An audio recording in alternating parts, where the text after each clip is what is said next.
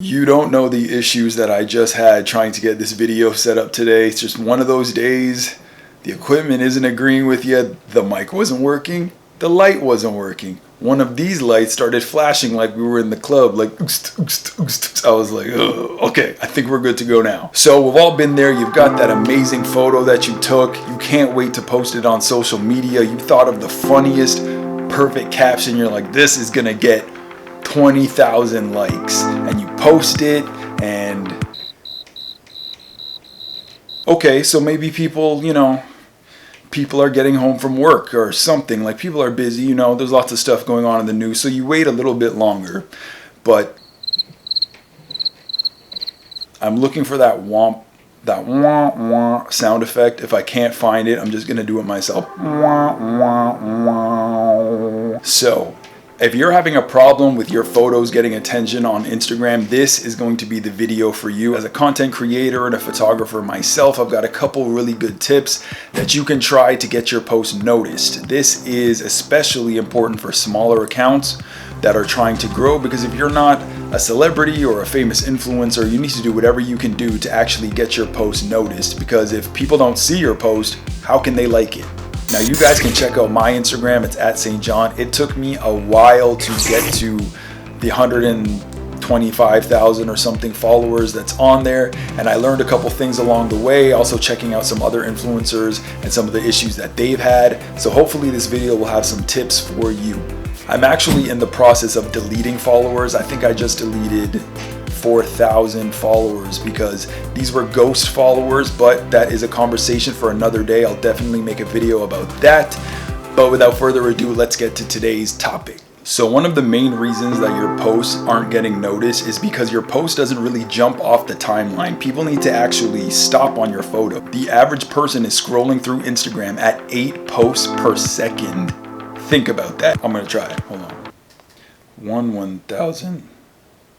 Okay, I got to about 5 photos. I don't know who can do 8 photos a second, but yeah, people generally scroll pretty fast. So if your photo doesn't jump out of the timeline at them, how are they even gonna like it, comment, save, all that good stuff? One of the biggest reasons is there's no separation between the subject and the background. One of the simplest reasons for that is your clothing that you're wearing in the photo doesn't contrast from the background. You want to jump off of that timeline and have somebody stop and say, oh, what's this? And the way you do that is with color. Most of the big influencers plan their clothing and their backgrounds accordingly to have the most impact. And I'm sure there are going to be exceptions to this rule. I know there are people who want to do a monochromatic thing and they want everything to be tones of the same color, but that's mostly for larger accounts who are fashion accounts. People are waiting to see their post. If your background is super busy, there's cars, street signs, all the stuff that you would see on a busy city street, you don't want to be wearing a super busy outfit, because when somebody's scrolling past, all that looks like is noise. All that just looks like is crap going on in a street. It's not really something that will catch your eye and have them stop. This is the same principle that's used to sell magazine covers, because the magazine cover has to jump off of the newsstand when somebody is walking by on the way to work. They want you to turn your head and say, hey, look at that magazine. It doesn't always have to be a case of, hey, I'm gonna use the exact opposite color. The background's purple, so I'm gonna wear yellow. It doesn't always have to be like that, but think about making the most difference between the clothing that you're wearing and the background that you're shooting against. Now, separating you from the background and making you stand out can also be accomplished with the type of lens that you're using. If you've got a really good lens that's maybe like a 1.8, a 2, a 2.8, this is a really good one here. It's the Tamron 28-75. It's a 2.8, and a lot of people like it because it's a good all-around lens. Because these lenses have a wide aperture, they'll make you the focus of the photo while the other stuff kind of blurs out into the background, and you definitely jump off of the picture. So imagine the lens has you super in focus while the background is blurred out. You're wearing something that really jumps off of the photo. There's a much better chance of somebody stopping on your picture, giving you that like, giving you that save, and hopefully giving you a follow. Now the next tip is about facial recognition. People love faces. Humans just love faces. That's how it is. There's a reasons why babies love that game. Peekaboo, peekaboo, I see. If you're trying to grow your account, you want to play off of that. I've seen some of these trendy, arty type of photos where the person's like, they're completely turned away from the camera. I mean, That's cool. I mean, maybe your trendy, arty friends are gonna love it, but is that the best method to get your photo noticed? Not really. People love that connection in the eyes. People make a connection to other people's faces. You know, you see people with the huge hats and they've got the sunglasses and then they're like this and all you see is their chin or whatever. You're not really getting that familiarity. I keep spitting at the camera. You're not really getting that familiarity with the person who's looking at it. If you want to do that arty type of thing, why not do a carousel post? Make the main photo, the first photo, the picture of you where people can actually see you, and then let people swipe to see the rest of the stuff of where you're turned away looking different directions. You can save those for the other pictures in the carousel. And that brings me to my next tip. Make use of the carousel post. You can now post up to 10 pictures in a single post and use it. The studies have shown that people stay on these photos for a longer amount of time. Instagram is timing how long people stay on your post, believe it or not, even if it's down to fractions of a second. So if you have more pictures for them to scroll through, that's longer that they've stayed on your post, and that's higher up in the algorithm that Instagram is going to push you.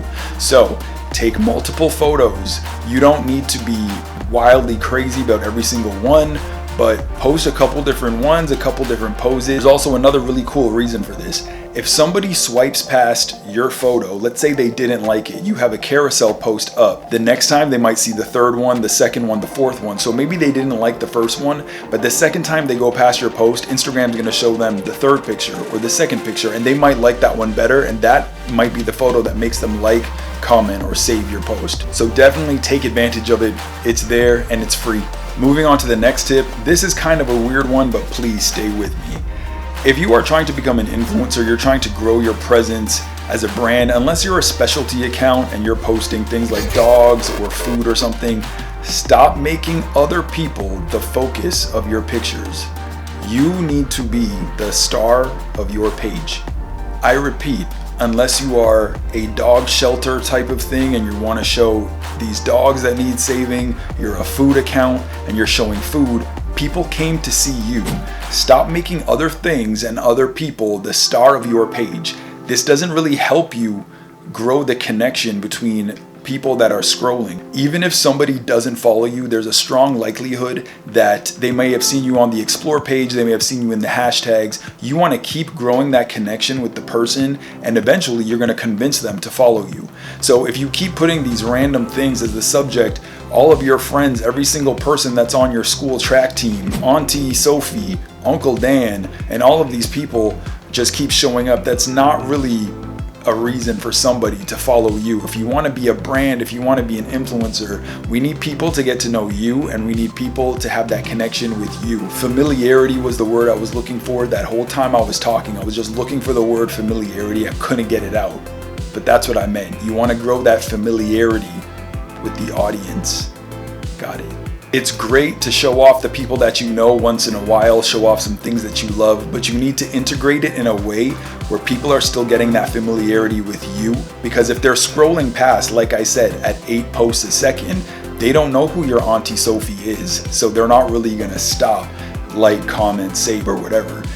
One key thing, I hope everybody is already using the portrait size. I mean, the square thing is kind of old school Instagram now. You should be using the portrait 4:5 ratio photo. People tend to stay on those photos for longer. Definitely take advantage of that. And remember, you want people to really see you. I can't say it enough. Every photo you take doesn't need to be a complete head to toe. If you're head to toe trying to fit you into this little square, that means you're gonna have to be further back, which means people don't really get up close and personal with you. You know, you see all those pictures of the guys crossing the street, you know, the fashion accounts where they're like, everyone's crossing the street. Where are you all crossing the street to? Every day crossing the street, and you're not even crossing at the light. Even if you're a fashion account, you can show off a really nice shirt without showing a complete head to toe thing and having your camera so far back that you're now this small. You can do something where you just focus on chest up.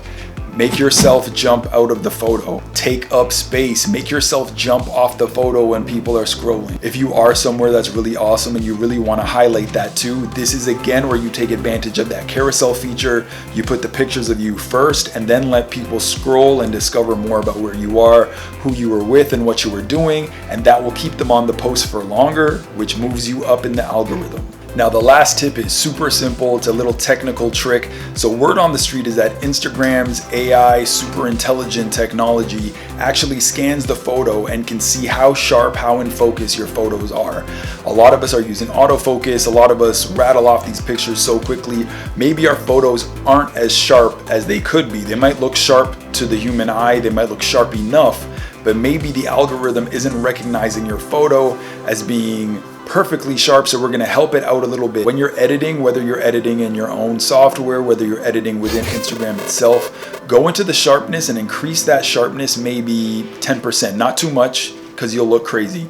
Just a little bit, maybe 10%. Give yourself a little bit more bite, a little bit more oomph. It'll make you jump off of the page. This is also why it's really important to not overdo it with the filters. I talked about this in another video. Adding filter after filter or putting on filters and like turning them on too high really kind of decreases the resolution of your photo, because all of these new pixels that they're adding and the colors that are changing take away from the focus and the sharpness of your photo.